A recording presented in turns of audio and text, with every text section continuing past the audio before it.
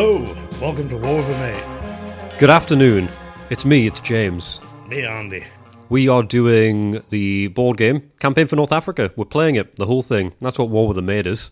It's a podcast. It's not theatre. If you're here for a theatre show, you're in the wrong place. If you're here for a television show, you're in the wrong place. If you're here for a sort of interpretive dance thing, this is the right place. We just can't see it. Yeah. But we are doing them. I still don't know how we translate that properly. We'll just probably get a camera. Yeah, that's probably the way to do it, isn't it? I don't think we can really portray the creative dance aspect of this without a camera. No. Why haven't we thought about this? We've not thought about a lot. Saw what goes into this mess. Well, you say that. I think we are barreling through this game. For anyone who doesn't know, the Campaign for North Africa has never been finished before. We're going to finish it. We're making real strides, and I feel like I've turned a corner today, Andy. Yeah, we had a short session. It was only 2 hours because of shifts and stuff, but we finished the movement stuff for you. I did all of my movement. All your breakdowns and stuff. You didn't have any homework. All my movement, all my breakdown. We did a combat, and I also did a complete reorganization of 2 divisions. The 2nd and 3rd Black Shirt divisions coming over from Nephilia with their trucks in tow, motorized them all. That is wild that we only took 2 hours and got all of that done. Yeah, it seems we've been talking about it a bit recently, but it does seem like we've hit a bit of a groove in getting through it. I had a look back, and it looks like it took us 8 weeks to go from the start of playing the game, in the sense of we were actually applying the rules and going through the stages, to when we moved the pieces for the first time. Yeah. Which puts us at that would have been about 10 weeks to finish the first op stage. Now, we could realistically finish an op stage, given enough preparation and streamlining of the spreadsheets, we could finish an op stage every week. I think that's... Yeah, if there's not crazy combat. I think it's realistic. Not now. I mean, now we're still in the throes of the practice. But when the real game comes around, I'm confident that we are going to be able to smash an op stage every time we sit down to play this. That feels overconfident, but I think we're pretty close. I just think I'm a confident man. Like, I guess we'll talk about this one. But for instance, I don't think we're smashing out next week's, next op stage. No, we're definitely not going to smash out next week's. One thing I did want to quickly jump into before the wacky adventures that is the game is that I'll probably have also put the stinger at the start of the episode, but Movember, which I've been partaking in, the moustache. Well, first of all, Andy, what do you think of the moustache? It's pretty good. It's a moustache. It's an actual moustache. Which about half the people who do Movember don't get to. Yeah, I'm actually quite shocked that I've got this far. It's turned out to be, not impressive by any stretch, but it looks like a moustache, which is great. I don't feel too embarrassed about having it now. I still don't suit it. But we've managed to... We smashed the target in 6 days, which was to raise £100, which was amazing. And we put a stretch goal of 1,000, which, if we hit, it would mean I get a War with a Mate tattoo, which would terrify me. And I'm glad we've not come towards that target. Volatile, folks. Well, it's I a suppose... good cause, Andy gets a tattoo. So that's part of what this is. We are now at £276, last I checked. And one was from a donor, a listener, who donated a sum of £111 and said it was £1 for every turn of the game, which is insane. Another reason we have to finish it now, otherwise you have to I have to give the money back. £1 per turn we don't do. So thank you so much for everyone who has donated. Anyone who wants to share it, try and spread the word in the last few days. This will be coming out with just a couple days to go for Movember. If we can push that any further, it's for such an incredible cause. And everyone who's donated, that's insane that everyone has put money into this on the back of this podcast. So thank you so much for making this podcast more than just a wackadoodle thing. We've actually put money into a good cause, and it's something we're really grateful for. So link is in the description of the episode. It'll be on the Instagram.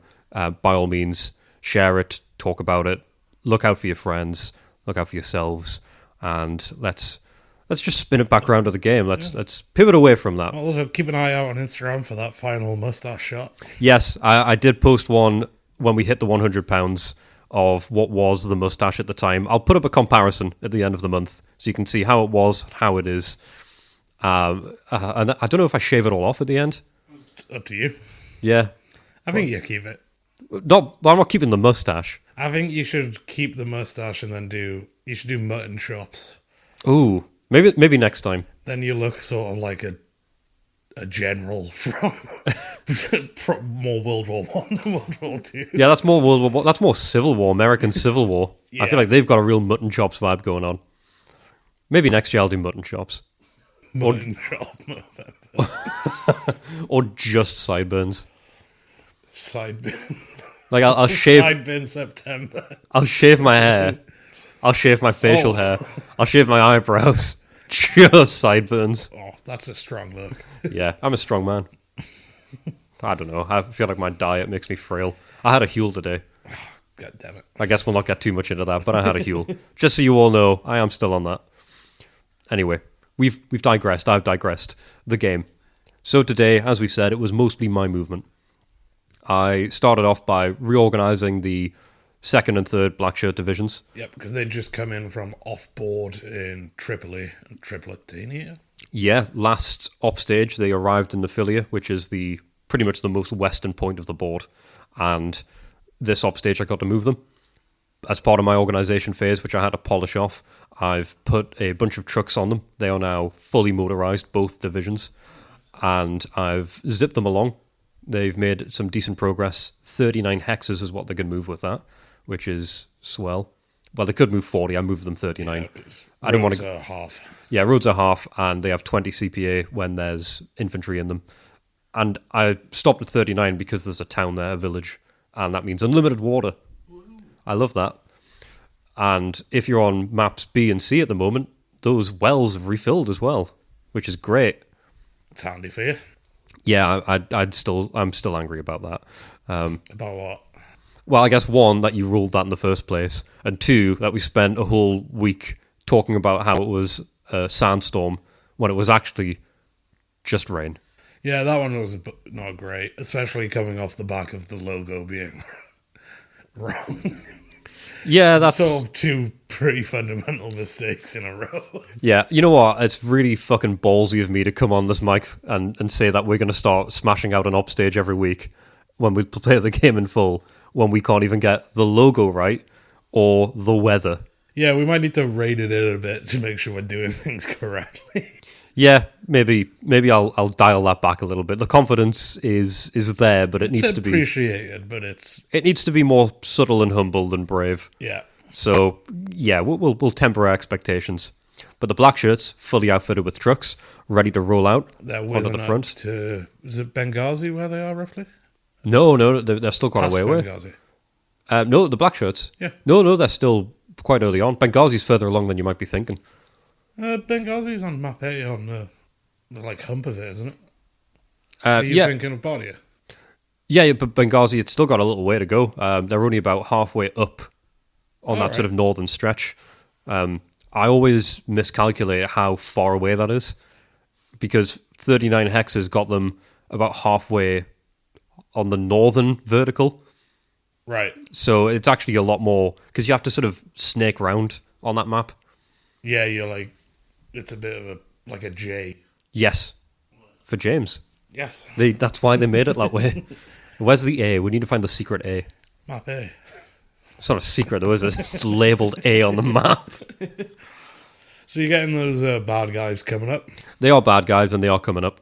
And aside from them, there was another push of the wall, as I call them. The wall has moved up, yeah. The wall is no longer on map C, Andy. No, the wall has moved on to the very edge of map D. Yeah, I'm now in the D zone. Our guys are looking at each other across, I think, 3 or 4 hexes. It's getting there. The next op stage is going to be a big old fight. Well, I think one of my... Actually, tell you what, I can check now.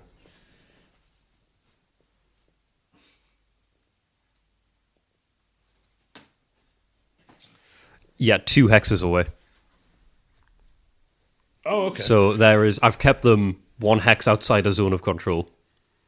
Oh, I thought they were further back. Oh, so you could have done the double movement thing again. But I guess there's no reason for you not to have just charged in. Yeah, I had a look at my CPA. I thought, yes, I can do it. I can still get off some shots. I can still do some bits and pieces. But some of them moved over clears, which takes up a decent chunk of CPA. And I didn't want to go in with anything except maximum potential. So I'm trying to stop myself from going too aggressive. Yeah, I don't want to go ham just yet. Not to say that I wouldn't overextend myself to fight you, but I want to make sure it's at the right time. And right now didn't feel like the right time. But it's heating up. Yeah. That wall has moved. I've also repositioned, and this was a frustrating one for me. I've repositioned my guys around that supply dump that you had. Yeah, because the 7th took off. They're back on map D now. Yeah, so they darted away from that supply dump, which was sort of the staging point of the Fort Madalena debacle. Yes, it was. Well, it was where all of the resources for that fight came from. And they got worn down pretty nicely, so I sent over what was in there. Yeah, I showed up there with the first black shirts, the 4th black shirts right outside, the Maletti division right outside. They were all hanging around. And as I put the first black shirts on, you sent me over the document with the supply dump on, and it was much more scarce, sparse, empty. The fucking thing was empty, Andy. I think there was 32 ammo in it, which for you will be 10. I forgot about that. Oh, Andy, what are you doing, man? You're killing me here. There were 30 stores, which I think will be 15. Wait, what? The stores diminish? I think stores half, or you can only use half. No, I don't think stores diminish. Well, double check. My men are allergic to your food. Apparently they are. No, they're not. That's bullshit. Apparently British corned beef doesn't agree with people used to a Mediterranean diet. You are talking out your ass, man. That is absolutely not the case. We'll check. The stores are fine. We'll check. And it doesn't really matter about fuel and water because there's precisely none in there. You're a real piece of work, Andy. You know that. It's fun to throw curveballs at you. I arrived there. You know what? The reason I positioned those other 2 divisions around there, and this is going to make me sound so fucking stupid, is because I thought, well, I'll get the first in, and they'll replenish all their stuff, and then next stop stage, the 4th black shirts can go in, and they'll replenish all their stuff. I don't have enough stuff in there to replenish any of them. At all. There's not enough stores in there to give any of those divisions half rations. Which they're already on. Some of them. I think Maletti's on fine.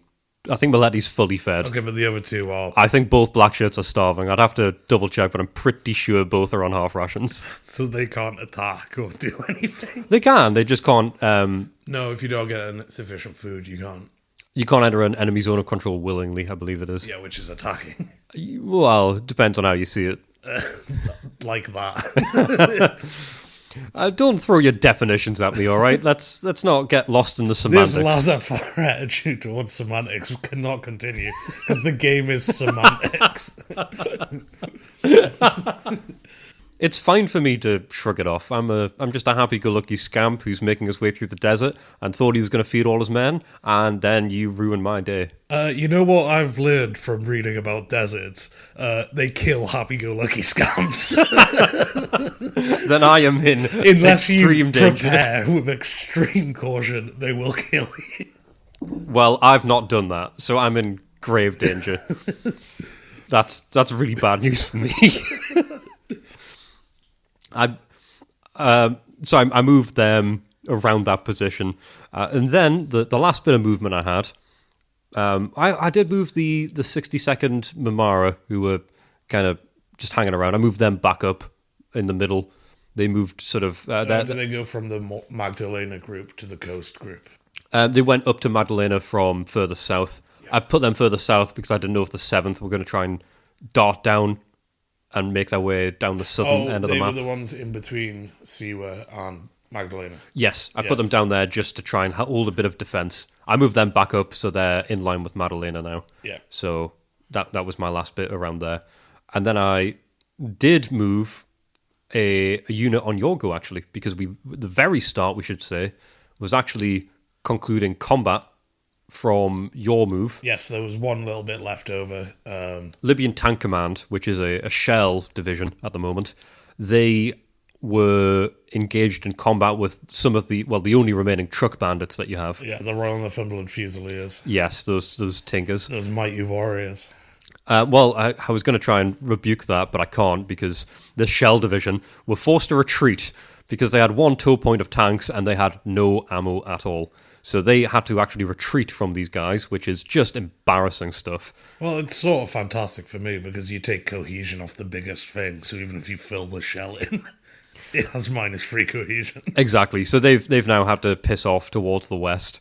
I think they're actually hiding next to an airfield now. Oh, I'm sure I'll get to them. Well, it says that you can take supplies from an airfield in an emergency, and I can't think of something that qualifies as an emergency more than needing to fight these fucking truck bandits. Being hunted by a bunch of guys from Northumberland. I'm sick of it. I'm really sick of it. I took out one of them. I took out one side of your truck bandits. I will get these guys. So the Libyan Tank Command had to flee.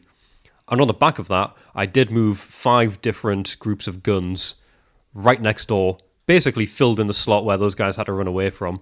And then on my turn, you got the other end of that. You got the business end of the shitty stick. Yes, because I'd got unlucky. Well, not unlucky. You bombarded them, so they were pinned, which means they couldn't take part in combat. So I they auto-retreated. Yes. So they had to flee. And I will be dogging them. Okay. I'll be chasing them down. I didn't have to use any ammo for that because you...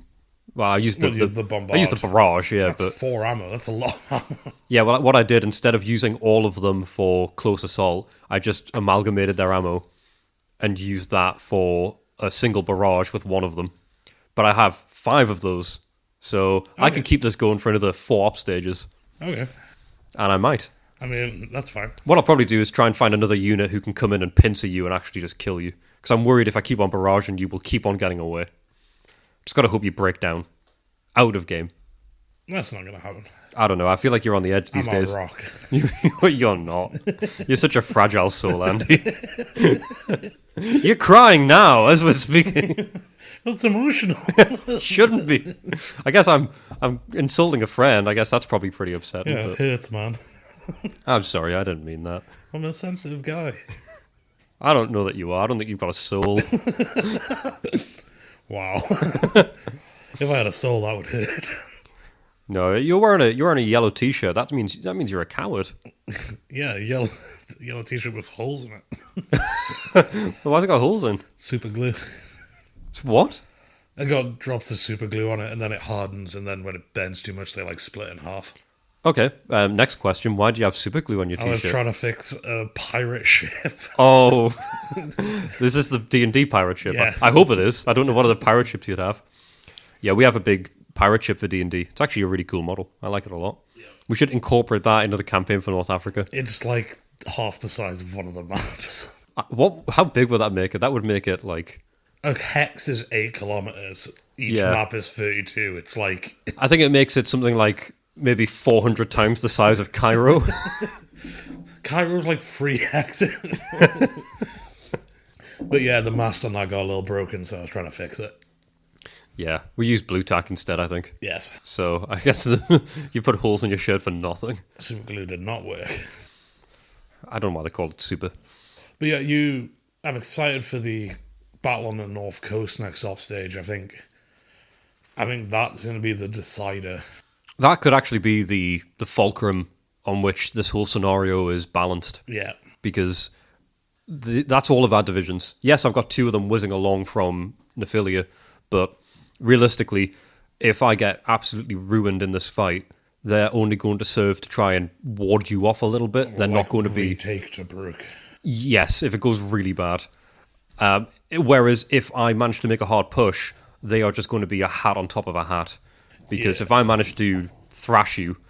And I think the interesting part is we don't know how big each other's divisions involved really are. I think I have a bit of a sense of it. I've not looked in the book, but just doing the research for the initial setup, based on it being fairly accurate for mine, I have a kind of rough idea of yours.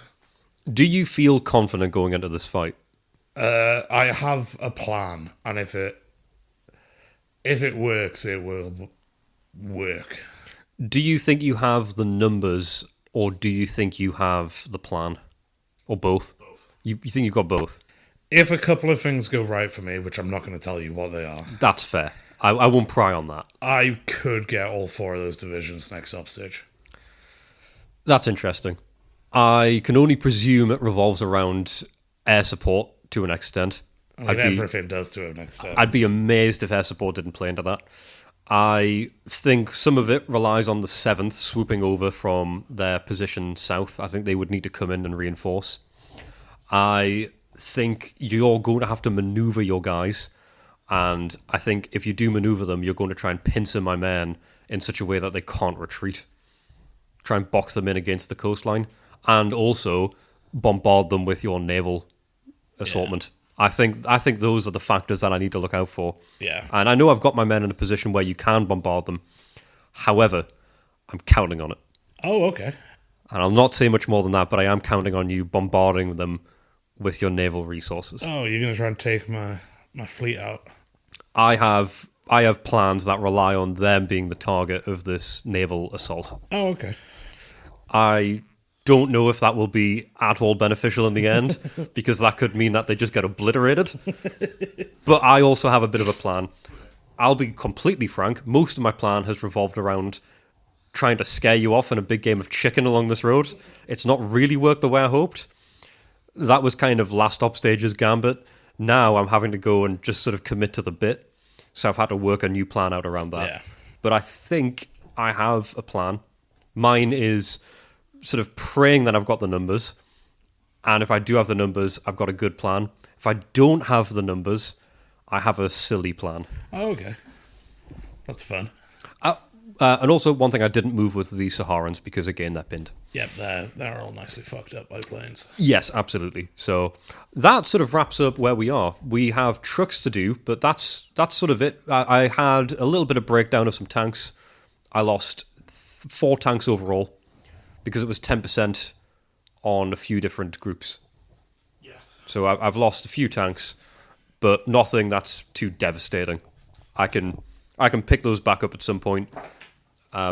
Overall, that movement was great. The way I moved it around meant that none of my trucks had breakdown. So they didn't even have to roll on the table. Because the most they moved over were 3 clear hexes, and that's 18 breakdown points. Trucks moved 2 columns to the left. And it's, yeah. And the third one maxes out at 20. And the first column, there's no breakdown. Yeah. So that worked out great. I've had no breakdown apart from the tanks. I've repositioned my guys. I've got an all-right supply line in mind, which I'm going to have to figure out the fine details of for the black shirts, the old black shirts, when it comes to next session. But all in all, I'm feeling tentatively confident. I think this is the turning point. This is where the scenario changes. This is where it's like the game of Monopoly that we've compared this to. Is it the case now where one of us knows they're going to lose for the rest of the scenario and is just trying to fend off the worst of it? Yeah, because I don't know about you, I don't have much more impactful reinforcements coming. I've got the 2 black shirt divisions that are on their way. They're already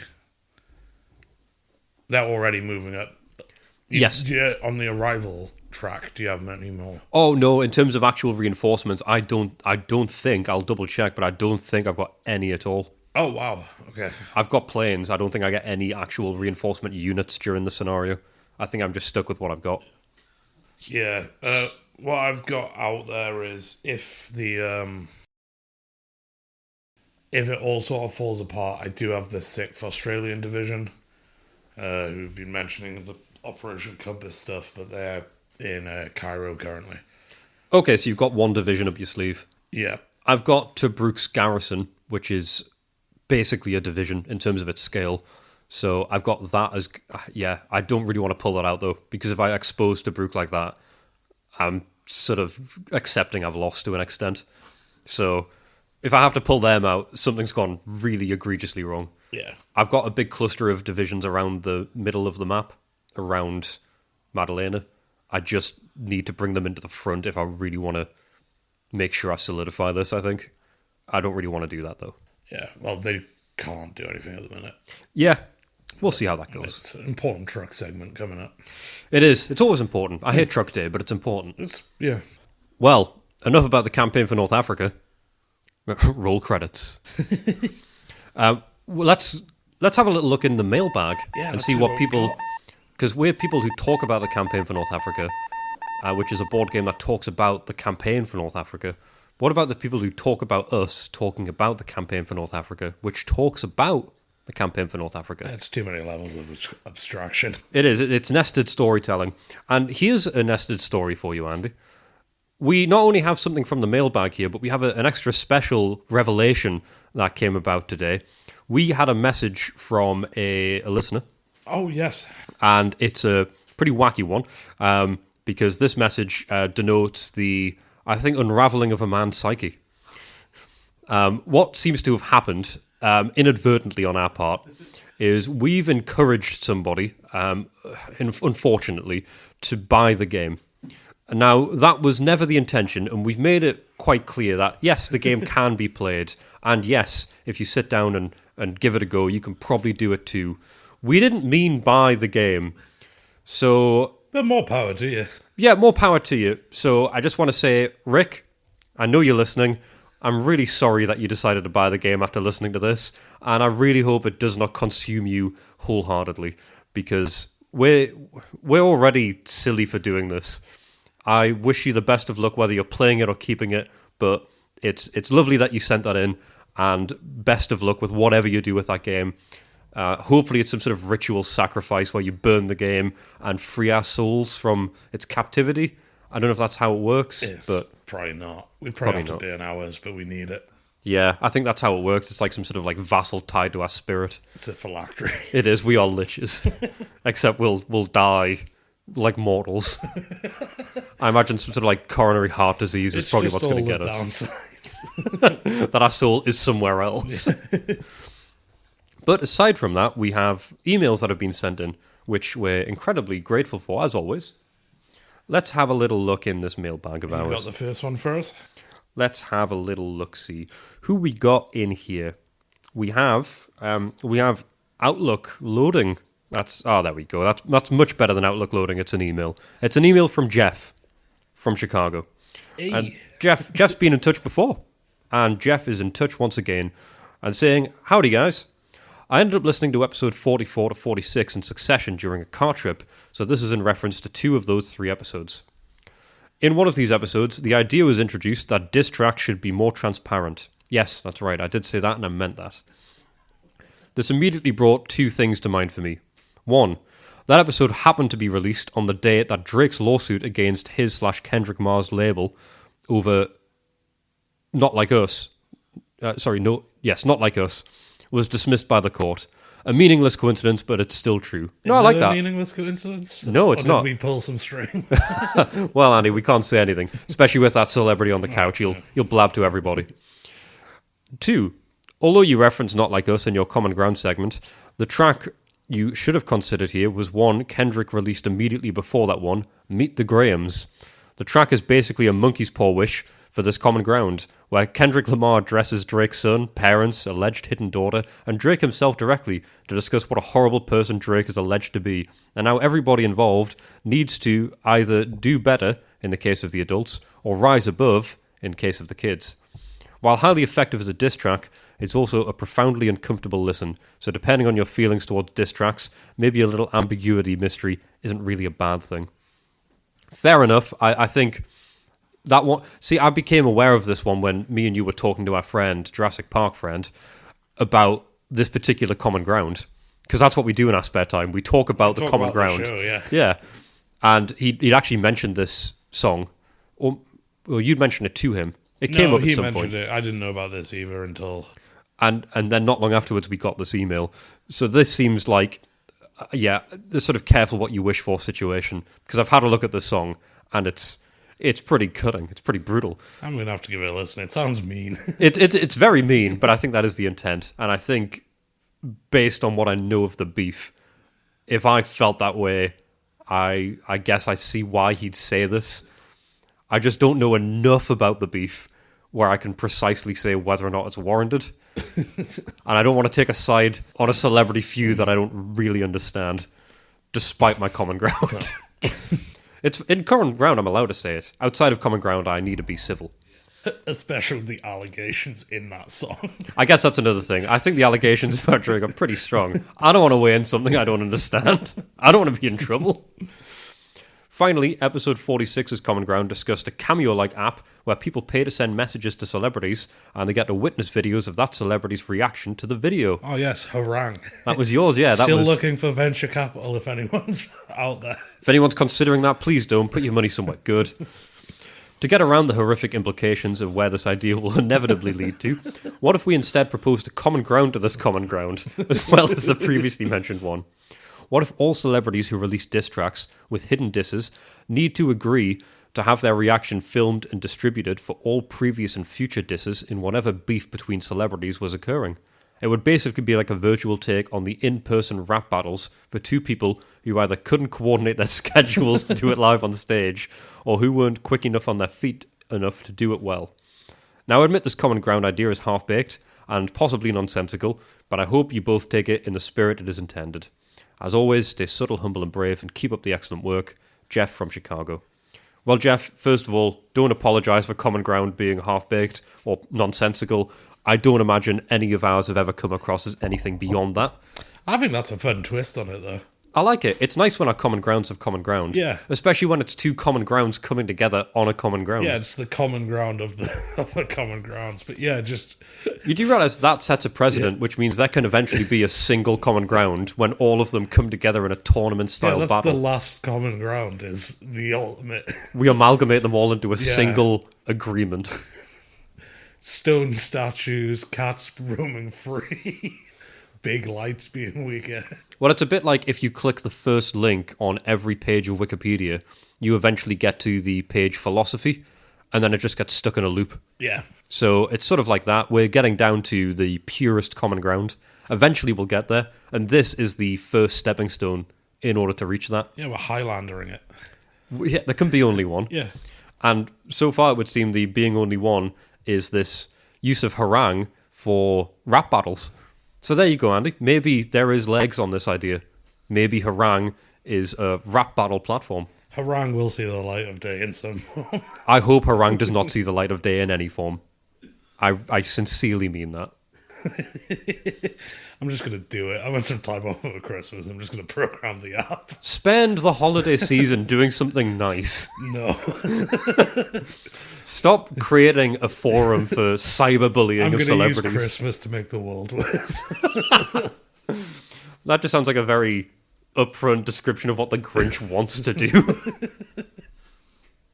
Well, you know Jim Carrey, but let's carry on. Well, I've got one here. You're not going to laugh at that. Oh, no, sorry, was I supposed to? It was a joke. It was a funny joke. Come on, man. We do this every week. We're friends. The fuck? Moving on. Got one here. Subject to a pair of terrible influences. Ah, yes, this is sounding about right. That's us. This one's definitely for us. Hey, Andy and James. I'm Nick, one of your few but faithful Australian fans. Ooh. We don't get messages from them very often, so this is great. Yeah. I've been meaning to send off this email for a very long time. I came across you boys the same way most of your listeners came across you. I wanted to punish myself with a crazy board game, and heard some guys were already doing it for me. I remember you guys had said you started the podcast in a way to warn away future players from the pain of the game. That's right, Rick. But I have to say it had the opposite effect on me. Damn it. So there's a thought that's been bouncing around my brain for a few weeks, and I wanted your thoughts on it. If you have a larger amount of players instead of 1v1, what would the general consensus on bribing an opponent for information like convoy routes, or knowing which airfields had better targets, or even getting an opponent's partner to pry for information, as that certainly was something that happened back then. I reckon it would be pretty neat, but also ruin most friendships for life. Anyway, thanks for taking the time out of your day, both playing the game for us and reading our messages. Cheerio for now. P.S. I think someone at Meta is listening to the podcast as minutes after I finish listening to the episode where you guys want to bring the Thunderbirds to life. I get an Instagram ad for Thunderbirds anniversary box set, and I think that is pretty neat. Oh, cool. So we've got a Megacorp spying on us, which is fun. Well, we already had a direct message from Jeff Bezos when he sent over that bloody the comic. When we got the Heathcliff comment, that was from Bezos himself. So we've got Zuck and Bezos. Oh, great! Now we just need Musk, and I think that's the trifecta of Megacorps. The unholy trinity. Yeah, when they're all listening, that's when the podcast is really going to come under fire. But I do like the spy idea. I think for this game, it would destroy friendships too much. Well, you're a big RuneScape advocate, Andy. Addict, not advocate. I've been weaning off. Oh yeah, I can see you've got your RuneScape patch on there. You've got your 99 woodcutting patch on. So, in that, it discouraged real-world trading. That was a big thing back when I used to play it. Yeah, it still is. Yeah, back when I was like 10. And I was always like, I don't understand what real-world trading would be. This is what real-world trading would be. I would not encourage you bribing your friends with real cash to do that. However, an in-game mechanic, I think, could be fun. We talked about it before with the whole Enigma machine being part of the game, maybe. You could add an intelligence layer to it. You could make this game even more complicated. If you wanted to, yeah, you could finish Richard Berg's work. You could add bakery rules for off-map environments. Bakeries, depending on... Was it weather in Italy for that season? I think it was, yeah. Insane? I think it wanted to include the economy. Yes, like the world economy. Which is insane, but yeah, if you want to go real hard with it, if you want to add, New Game Plus to the campaign for North Africa, I think adding the intelligence layer is the next thing to slap on top of logistics. So if you've got a bigger group, we're doing this with 2 people. Yeah. And I think it's easy as hell. Like, this is child's play at this point. I'd take that back. I don't want this to be played back at some sort of, I don't know, the pearly gates or wherever this ends up getting brought up. But I would say with a bigger group, you can definitely have some fun with it. I think some real-life arguments could definitely ensue depending on the group of people you're playing with and the amount of time you're playing it for. But there's fun to be had. I don't think it's a crazy idea. What I think is crazy, Nick, is if you go ahead and play the game, don't do that. We've already lost one person to it. We've already had one casualty in this, and we didn't mean to cause any of this. So please, everyone, remember that this is a cautionary tale. This is not, oh, this is fun, please join in. No, not what people are. Having said that, if you are playing, despite our advice, let us know how that goes. We'd love to hear. I'd like us to sort of rehabilitate the reputation of the game from like a terrible, unfinished mess to a thing people actually play and enjoy. No, Andy, you want to start a cult. That's what you want to do. Don't mention that. That's not sugarcoat it. You want to start a cult where we're at the top. I would love to have a cult. You want to do a pyramid not for scheme. anything shady. There's not any cult in the world where it's never been shady. There's some sort of personal gain involved in a cult. Even if it's just for ego. Oh yeah, it's going to be like a money cult though, not like a weird pain cult or anything like that. I guess, yeah, there's definitely layers of insidious. There's grades of cult. Yeah, okay, yeah, I'll give you that. I don't think you're the worst kind of cult. Yeah. But I do think you're cult. Just want to be like an Omshunrikyo. I think we're just a pair of cult classics. That's what we are. Cult classic. Yeah, this won't be big at the time, but trust me, 50 years' time, everyone is going to be talking about War with a Mate. Oh, the second I fucking die, this is going to blow up. You will be the Lovecraft of our time. No. No. An awful man, but his art was respected. There are so many people who have been appreciated after their deaths, you could have said, but he went with Lovecraft. Yeah, I think that sort of gels quite well. You know, like Van Gogh. You can Van Gogh fuck yourself, Andy. You're not Van Gogh. How dare you? That's mean. Oh, it's all in good jest. Oh, yeah. Maybe. I don't know. It's getting realer. I'll be honest, sometimes the lines blur. Sometimes at the end of it, with that whole supply dump thing you pulled earlier, I don't know if I hate you in real life anymore. I don't know what's going on. And this is the arc. It's not whether we enjoy the game, it's how much we come to hate each other. Over the last year, I've transposed my anger from the game onto your face. Oh, that's good. It's now just, I look at you and I see the box. We do the go game. to the pub less often now. I have noticed that. We do hang around here a lot more. We are becoming hermits in our free time, and I don't know if that's a good thing or a bad thing. It's bad. It's winter, it's cold. It's acceptable for now. Yeah, I suppose we'll see how it goes, but 1 week there will just be one host. It's coming. Yeah. But until then, we need to pull ourselves away from this, and we need to go to a more important place, which is the past. Yes. And in the past, there were all sorts of strange things happening, stranger than even today. And I think that's why, Andy, you need to take us on a journey through history. Indeed. So, we're up to the 7th Armoured Division Part 3, Operation Compass Part 2. Now, this is a big one because this ties into more or less what is coming at the end of the scenario. Yes, this scenario, I think if we played the 20-turn version of it, that is Operation Compass, I think. Yes, I think it wraps up with Graziani's offensive being the push that the Italians do to maneuver into that spot, and then Compass is what comes after. Yes. So, this is Churchill describing Operation Compass. In 2 months, the army of the Nile had advanced 500 miles, had destroyed an Italian army of more than 9 divisions, and captured 130,000 prisoners, 400 tanks, 1,290 guns. The conquest of Cyrenaica was complete. So, Operation Compass went pretty well. Yeah, it sounds like they had a jolly old time with it. Yeah. Well, the Commonwealth. Yeah. So we'd left it off on winter 1940, coming over into 1941, with the British troops surrounding Bardia. Bardia, we all know and love. Bardia Yes. doesn't get mentioned a whole lot in our game, but it is, for me, a very core point. Bardia, I don't mention it a lot. I have big respect for Bardia. Well, that's good. It's good to get that out. Big up Bardia. Yeah.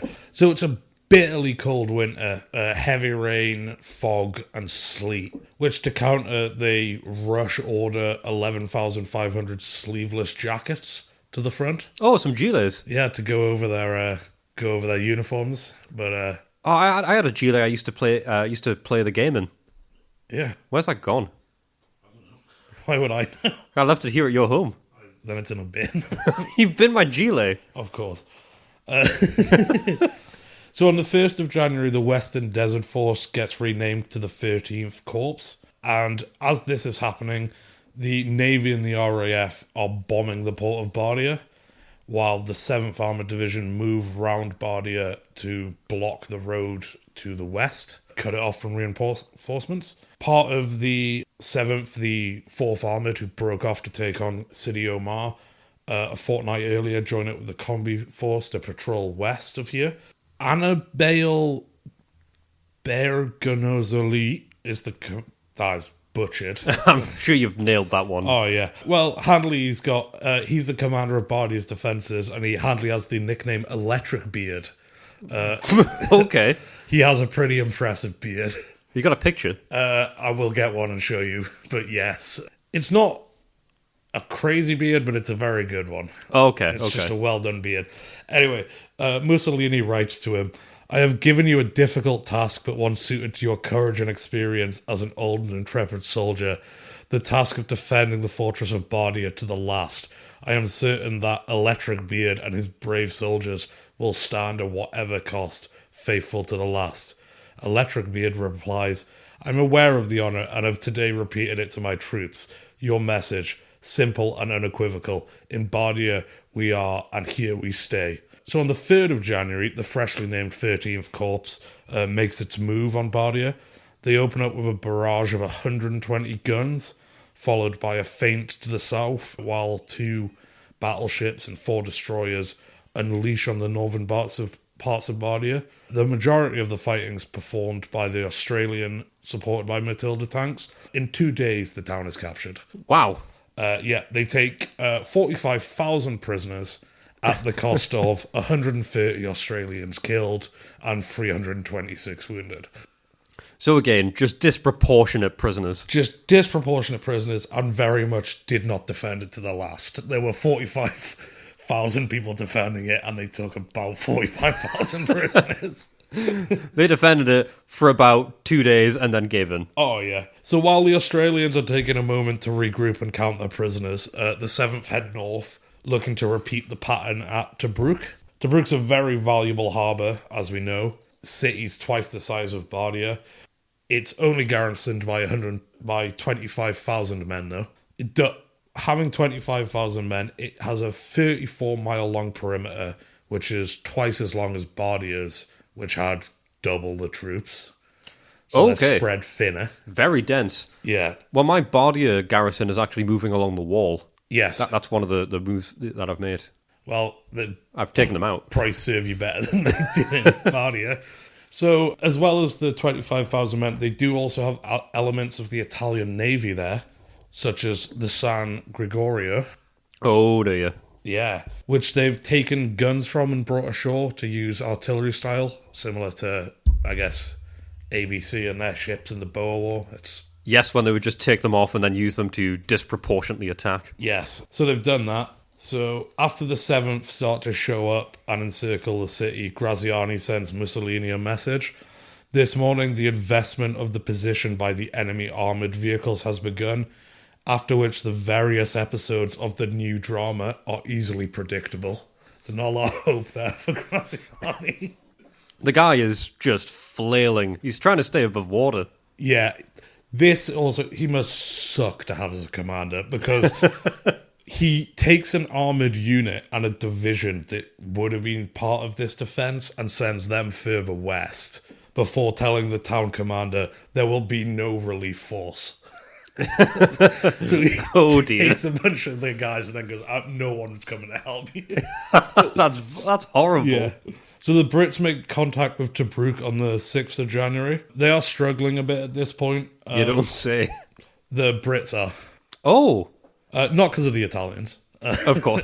Just in general. They're burdened with victory. Yes, their nearest supply depot is now 100 miles behind them because they've advanced so quickly. This sounds familiar. Yeah, and they couldn't use Bardia as a port on account of the RAF and the Navy's bombing campaign.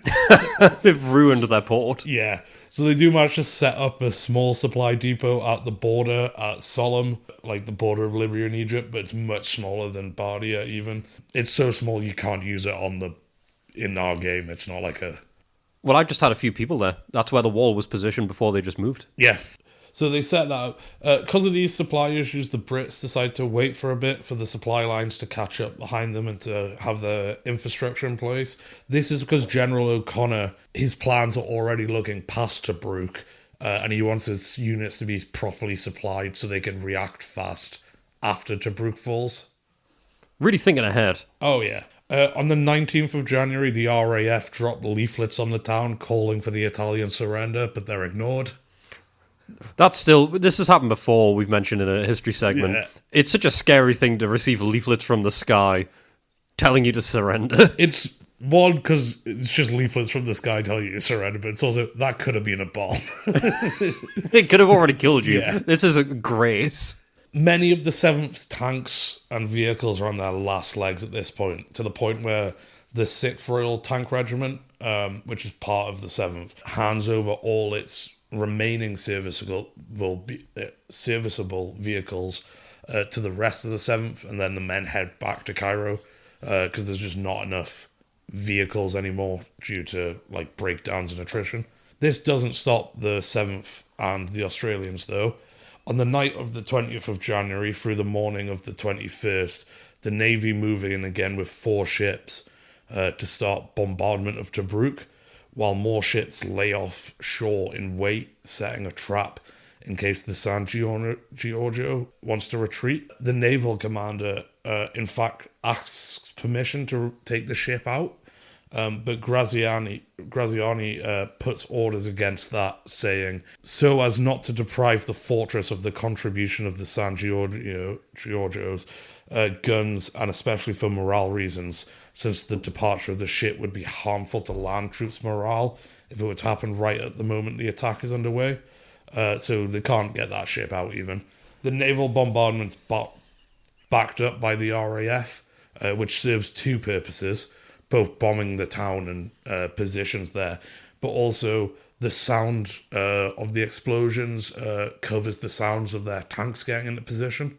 Oh, I like that. Yeah, I thought that was really cool. Just make a fuckload of noise so your guys can do their thing.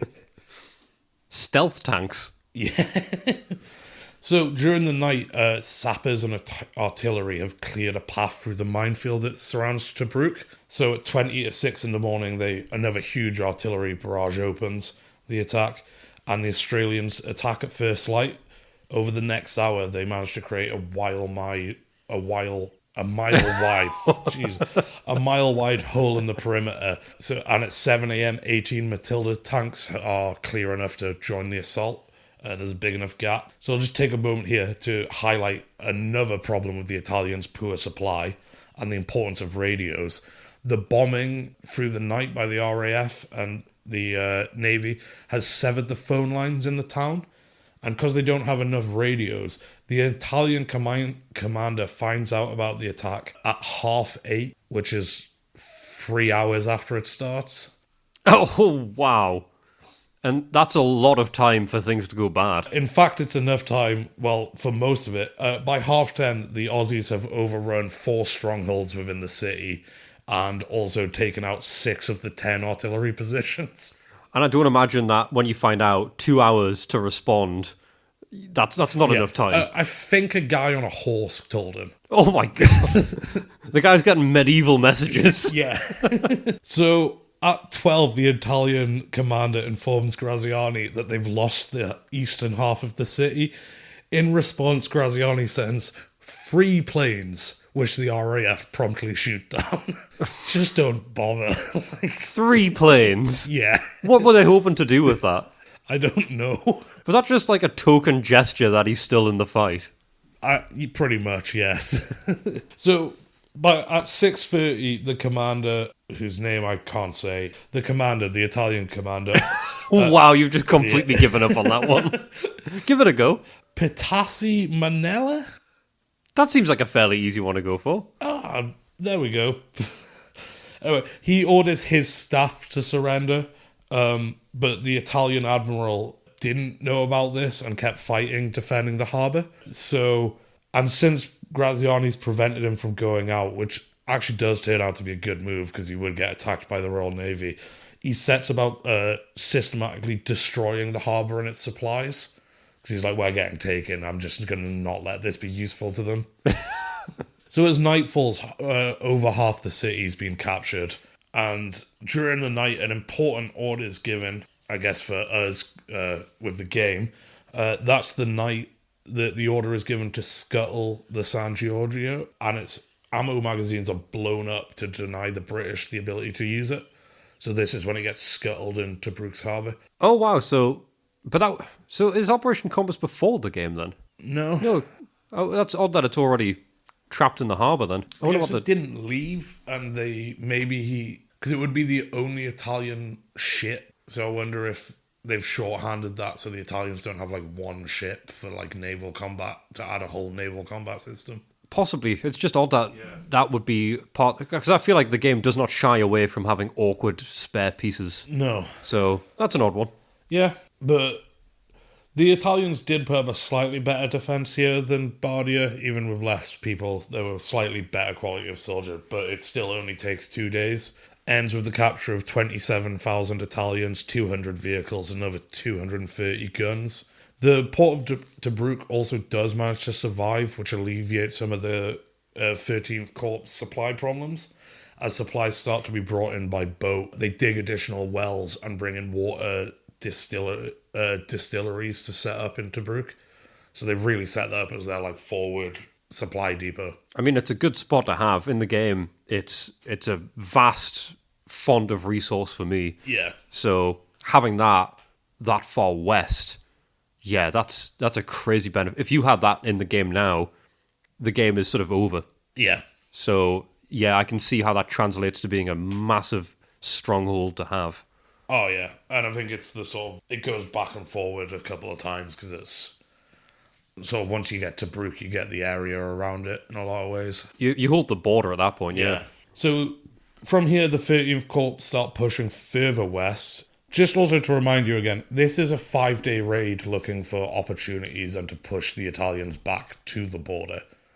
They're now hundreds of miles past the 100 miles past the border and still going. It's been a month. So that armored unit I mentioned Graziani sending away. Yes. He sent it to a place called Mechili. Yes, I know that. Yeah, they have a tank battle on the 24th of January where they knock out 9 M13 tanks at the cost of a cruiser and 6 light tanks. It would have been even less if it wasn't for communications issues. At this point, General O'Connor splits the 6th Australian, who are going to continue along the Via Balba, while the 7th will move directly across the desert, hoping to come out south of Benghazi. Oh, wow. 170 miles across the desert. That's basically map B. Yes, that's like the tracks. Yeah. I was looking at that today. I was thinking, do I move the black shirts across that vastness? But I was like, the breakdown is too dangerous. Oh, yeah. So that goes to show the environment they've navigated to slice through that map.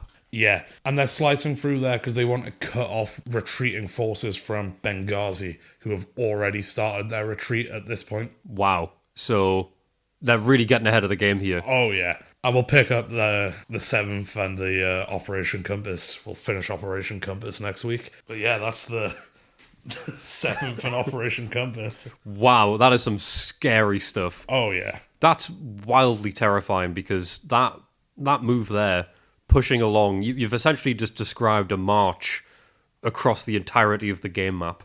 Yeah. To the point where you're heading to Benghazi, you're heading to map A, which is the westernmost map on the game board. Yeah. So that goes to show that it's essentially controlling the board, which is scary in context of the board game because how fast it happens. Because that goes to show that the pendulum swing of this game is in the offensive. I move all the way to practically map A. Well, map E rather. El Alamein, I think, is on map E. So I swing it's to map like E. 20 hexes of Alexandria or something. And then you swing all the way from E to holding A. Yeah. And then we fight back, push it into the middle again.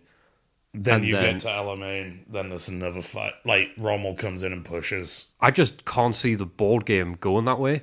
I was thinking that when I was doing this, of like, unless we follow it quite closely, the things that cause the swings won't, like Rommel's arrival will look very different if we're still fighting over map C when he arrives, rather than him arriving to push the British out of map A. Yeah, like if you manage to hold maps B through E and it was a struggle for map A, I would not give up in the literal sense, but I'd feel like it's over.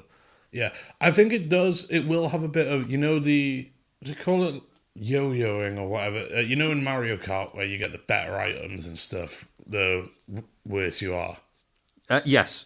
Yeah, to balance it out. I think this has the inherent thing of, like, if I push you to map A, my supply lines are 4 maps and vice versa. Yes. Whereas, like, the further the enemy retreats, the further you are from your supplies. Yes, that's a good point. You are going to be further away from your stronghold of supplies. So I think that sort of yo-yo momentum shift might be... I'll have essentially unlimited supplies. Coming in from Tripoli, yeah. Because I can have them ferry in from Tripoli, which you can't touch Tripoli. I can't go past the Western Arch, which is... Yeah. means you get a little bit of area to, like, land in and... There's no mechanic for you to hurt Tripoli or any of the resources there. And yeah, if I was to then be pushed back to map A, I've got that. And if I manage to somehow hold Benghazi, I've got a place for them to arrive more readily. So I do have a constant stream available. Yeah. And then if I have an attack that peters out and you start coming across, you'll take all my supply dumps. Yes. So I guess there is the... Yeah, that's a good point. Maybe it would yo-yo. If it gets that bad. Yeah. But I'd be worried that all my men are gone at that point. I think that maybe that's where the prisoners come in. Yeah. Because if you starve out me with prisoners or vice versa, it becomes an issue where the prisoners become a massive drain. And then if I free up those prisoners... You get a huge influx of replacement points Yeah. to set your stuff back up. So maybe that is how the pendulum works in this game. Because I think to get you rid of your prisoners, I have to get them to Alexandria or Cairo, and you have to get them to... Is it Benghazi, where the prisoners get, like, shipped off map? I think so. I think it's Benghazi. Yeah. Which, again, with the long supply lines, if I'm, like, capturing people on map A, they're probably never getting back to Cairo at, like, 10 CPA a turn to be shipped away. Hopefully not before I push back. I'd hope that I would you'd be able to outpace them. catch them, yeah. Yeah, that's a scary thought, that the game could swing that drastically. Yeah. Actually, in some ways, it gives me some confidence, because now I'm thinking... There's no situation where it's... unwinnable. I think it was last week, or we've definitely talked about it before, but the thing of, like, Monopoly, where you know the winner and it's such a long process to get there. It has given me a bit of hope of, like, well, no, it's not going to be quite like that, because, again, like, I think the distance is the balancer, because also, if the other person's pushing you, your reinforcements arrive and get to the front. Yeah, I think... Yeah. It actually reframes this upcoming combat in my mind, where I was thinking at first, this combat is going to be the be-all and end-all of the entire scenario.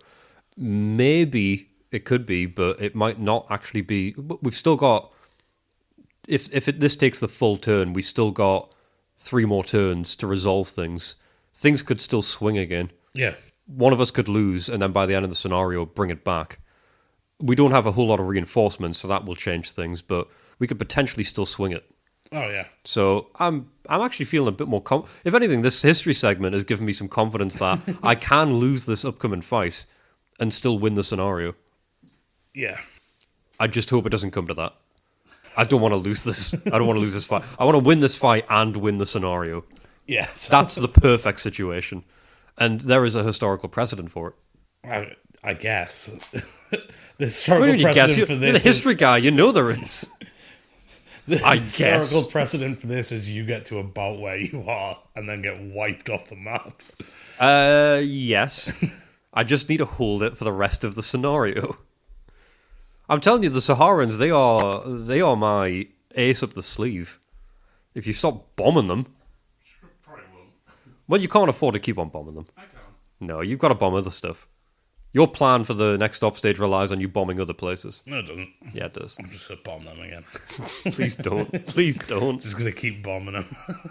And if you keep on bombing them, we're going to fall out. Okay.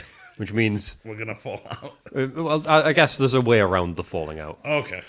I think maybe to try and avert that, we do a bit of a preemptive, a bit of required common ground. And now for something nicer. A little oasis in the war.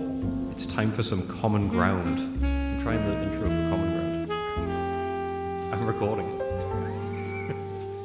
Maybe. Yeah. This has got to be a good one because we need some goodwill buffer for next week. We do. We need to... buffer's a good word, actually, Andy. I'm glad you used the word buffer. Okay. So Common Ground is the segment in which each week Andy and I come back together. We reframe this war of ours as a chance to talk about a topic where we can find some common ground. We can agree on something. We become friends again for that little short period of time. So next week we can come back reinvigorated. And I've got one this week, Andy. What you got? So my common ground is we need to start replacing stuff with inflatables. Okay. Okay. What stuff? Well, think about it, Andy. Furniture. You just watched that episode of It's Always Sunny. No, but I Really highlight what a bad idea this is. Hang on a minute. Is this where I've got this from? I think so. Oh, Christ, maybe it is. But I think... Oh, no, maybe it is. No, this might be where I've got this from, but I was thinking... You can have for furniture. You can. This is so bad because it's only when you. I've seen that episode. I think we might have even watched it together. And the thing is, it seems like a good idea to me because you can replace furniture with it. You can replace entertainment with it. It saves space. It saves resource. You can cut out like a sofa, for example. I'm looking at your sofa over there. You know where the celebrity's sleeping. Yeah. Kick him off, and then just have an inflatable chair. and then at the end of the day, deflate it. This is such a ball ache. It's not, though. It saves a lot of space. It saves not so much time, but it's so... You know what it comes from? You know when we went to Download Festival a few years ago? Yes. And I had that camping chair that I took everywhere, and it folded down into like this tiny little bag. Yeah, that was good. And then I could just whip it out at any time, and I could just sit anywhere I wanted. And I could carry that bag, and it was like... It was handheld. It was this tiny little thing. And I would love to have that in my home. I'd love to have the ability to just... Add a chair. Yeah, add a chair, add furniture, and you can get the sort of like the comfy inflatable chairs with like cup holders in. You can use it for entertainment as well. I had one of them. All the sort of stuff in, like kids' birthday parties and stuff. Why is it that there's a cutoff where inflatable things are no longer just acceptable to just put up in an environment? Why are they just for kids? Do you not want to inflate bouncy castles? That's fun, is it not? For like a bit. For a bit, but like, what other entertainment are you going to have really as an adult? Like, think about it. What do you actually find fun? Because I've been thinking about this, and I don't really find anything fun. Oh God, this isn't anything to do with inflatables, man. You're depressed. So, inflatable stuff is great. What can't you replace something with inflatables? TV. Television, right. Projector on a bouncy castle. Okay. I think we're overcomplicating the issue, if anything. Okay. We can have inflatable stuff. It can be bolstered by other pieces of technology, but you don't need a television. Television accompanied by inflatable chair. So you want to be like an Amish guy, but with inflatable furniture? Is this a weird Luddite / inflatable furniture thing? Well, I've tackled the television thing. What else can't I replace with inflatables? A book? A book? Yeah. Why would you need a book when you've got a bouncy castle? Also, is a book fun? It depends on the book. Right, name a book that's fun. Snow Crash? What's that? Never heard of it. It's a fun book about cyberpunk. Well, not cyberpunk, but a sort of absurd future America where the mafia deliver pizzas and the main character is called Hero Protagonist. It's a fun book. Right, that doesn't sound very fun. It is. So I'll pretend you said something like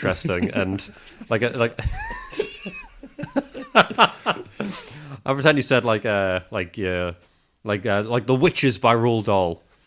He was mentioned about you mentioned him in your history segment, Andy. Yeah, he got creative from a brain injury outside Mercer True. Yeah, there you go. They stop brain injuries. So we get rid of crash helmets and airbag. Airbags are inflatable. Hang on a minute. Oh, they're already doing the writing for me here. So you've got airbags and cars which are inflatable. Okay. So there you go. That's some fun. Immediately, you go into a crash and you're saved by an airbag. That's pretty fun. It's not fun. It's more fun than being grievously injured safe. or killed. You might crack a few ribs, but you're alive. That's fun. It's not fun. You think life isn't fun? You'd rather be killed in a motor accident. It's not fun or unfun. You're having a severe injury. Yeah, but I'm trying to mitigate the injury. Okay. I think that's important. Sure. So it's not only important, but it's fun and important. All right, so we've ticked off books. We've ticked off. We haven't ticked anything off. We've ticked off road traffic accidents. What else do you think that can't be replaced with inflatables can be presented to me? It's just so many things. So many things, but so many that you can't even list them. This I guess. isn't on me to list them. Yes, it is. This is my common ground. I've made a very good point, and you can't rebuke it. Just a table. A table, inflatable table. Put some weights at the bottom. It bounces around a little bit. You find the weights, you put them down, and then you can just put stuff on the inflatable table. I can't put anything sharp on it. Why would you want to put sharp things on a table? Oh no, I'll leave them littered around the floor. Where do you put your sharp things? What sharp things are you talking about? Knives. Why are you putting knives on a table? What do you mean? That's wild. Put your knives in the knife drawer. That's okay, also drawers, but it's the same point. No, the knives go in drawers. And we're not talking about drawers here. You were talking about tables. Okay. I wouldn't put like a Swiss Army knife in a drawer. So where would you put your Swiss Army knife? On a table. Why would you not put it in your pocket?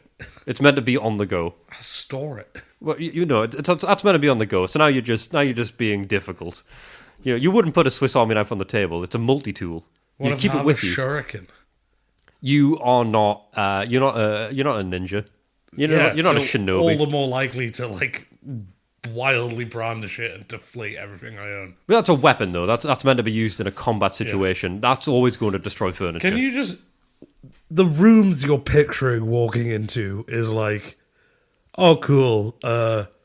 Just walking into a completely empty room and being like, what am I going to blow up today? Exactly. Thank you. Yes. You've nailed it. You're describing like a crack den.